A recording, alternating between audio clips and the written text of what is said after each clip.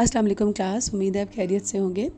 अच्छा, मैंने आप सब लोगों को ये प्रॉमिस किया था कि मैं आप लोगों को एक छोटा सा पैराग्राफ लिखकर शेयर करूँगी, जिसमें आप लोगों को ये बताया जाएगा कि किस तरह से राइटिंग की जाए तो पेपर में अगर स्पीड में भी लिखा जाए तो लफ्ज़ आपस में मर्ज नहीं होते। और ज़ाहिर है, जब हम जुडिशरी के पेपर्स दे रहे होते हैं या जब प्रोसिक्यूशन के एग्ज़ाम्स में अपीयर होते हैं तो स्टार्ट का क्वेश्चन तो बड़ा अच्छा सा प्यारा सा लिखा जाता है। हर किसी के साथ सेम प्रॉब्लम है।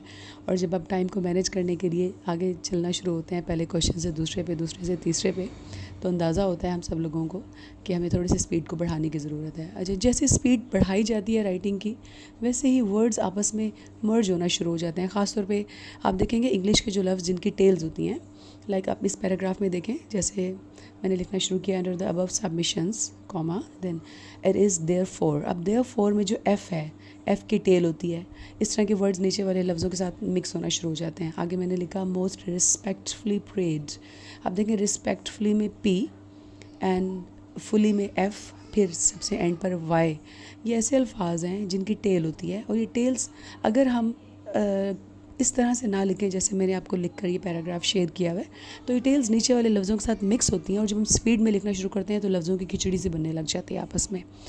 अच्छा, ये अपनी राइटिंग को अच्छे से डिस्प्ले करना क्यों ज़रूरी है, ये आपको साथ साथ बताती चलूँ। ये इसलिए ज़रूरी है कि आप पेपर चेकर को जितना ज़्यादा फैसिलिटेट करेंगे, उसको जितनी ज़्यादा आसानी होगी आपकी लिखी हुई चीज़ को पढ़ने में, वो उतना ज़्यादा रिलैक्स फील करेगा और उसको अच्छा लगेगा आपका कंटेंट को भी पढ़ के। लेकिन उसको ज़्यादा ज़ोर लगाना पड़ेगा, देखना पड़ेगा, लफ्ज़ बनाने पड़ेंगे, अच्छा इस बच्चे ने ये लिखने की कोशिश की है, तो आपके ऑटोमेटिकली एक साइकोलॉजिकल इफ़ेक्ट होता है कि उससे आपके नंबर्स ऑटोमेटिकली थोड़े से डाउन हो जाएंगे। आप अच्छा लिखें, साफ़ सुथरा नीट कंटेंट लिखें, और नीट पेपर लिखने का बेहतरीन तरीका यह है कि आप लाइनों के दरमियान में अल्फाज को लिखें। आप देखिएगा, पहली लाइन को अगर आप देखें सबसे आखिरी लाइन तक मैंने ऐसे रैंडम ये पैराग्राफ लिखा है। एक पिटिशन थी, उसके अंदर से मैंने रैंडम पैराग्राफ लिख दिया। सबसे पहला पैराग्राफ प्रेयर में से है, और उसके बाद अकॉर्डिंग टू से ऑनवर्ड जो चल रहे हैं दो छोटे छोटे पैराग्राफ्स। बेसिकली एक तो मैंने आपको पैराग्राफ की डिवीज़न बतानी थी, तो ये रैंडम पैराग्राफ्स लिखे हैं मैंने। अच्छा, इसमें आप देखें, हम हमेशा स्कूल कॉलेजेस में स्कूल्स में ये सीखते हैं कि जी लाइन के ऊपर लिखें, लाइन के ऊपर लिखें, वर्ड्स को आधा ऊपर होना चाहिए आधा नीचे। लेकिन वो उधर तक तो ठीक है, मगर आपको नीट क्लीन लिखना और पेपर चेकर को फैसिलिटेट करने के लिए ज़रूरी है कि आप दोनों लाइंस के दरमियान में लिखें, छोटा छोटा लिखें, और अब इस तरह से लफ्ज़ आपस में मर्ज नहीं होंगे, टेल्स इनकी मर्ज नहीं होंगी, मिक्स नहीं होंगी, और पेपर चेकर को आसानी होगी इन चीज़ों को पढ़ने में।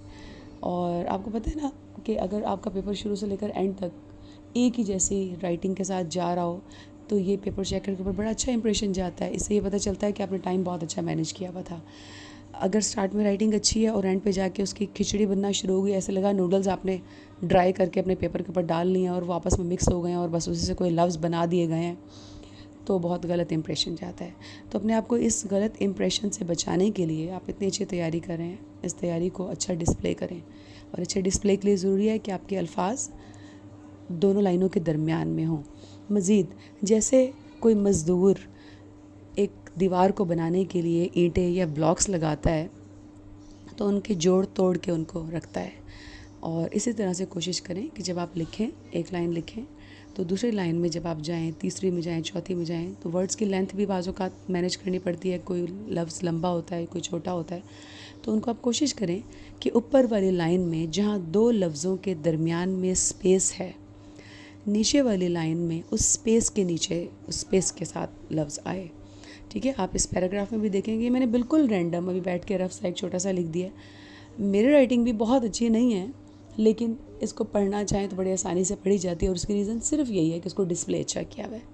अच्छा, मैंने भी अपनी रूटीन वाली रैंडम राइटिंग में इस पैराग्राफ को इसीलिए लिखा है क्योंकि हम ये जब पोस्ट प्रोफेशनल डिग्रीज़ करने के बाद जब हम कम्पिटिटिव एग्ज़ाम्स के लिए अपीयर होते हैं, तो हमारी राइटिंग्स पक्की हो चुकी होती हैं। हम अपनी राइटिंग नहीं बदल सकते, वो हमारी नेचर के साथ डेवलप हो चुकी होती हैं।